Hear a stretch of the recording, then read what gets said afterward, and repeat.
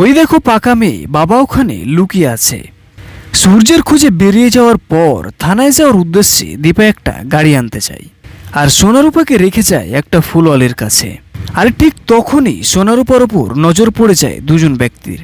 ওরা সোনারূপাকে অপহরণের ফাঁদ পাততে থাকে।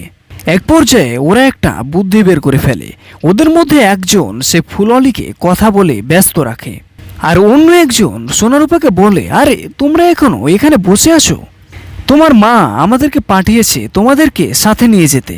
কিন্তু তার কথা রূপার বিশ্বাস হয় না। আবার বিশ্বাস না করেও কোনো উপায় নেই, কারণ মা তো এতক্ষণ থেকে আসছে না। তারপর সোনারূপা ওদের দুজনের সাথে চলে যায়।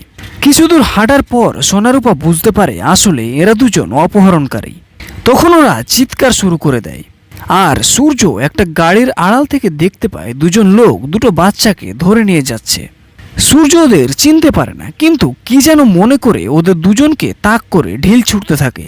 রূপা বুঝতে পারে না এ কাজ করলো কে, কিন্তু সোনা দেখতে পায়, আরে এটা তো বাবা। তখন সোনা বলে, ওই দেখো পাকা মেয়ে, বাবা ওখানে লুকিয়ে আছে। রূপা বলে, তাই তো, বাবার মতোই তো মনে হচ্ছে।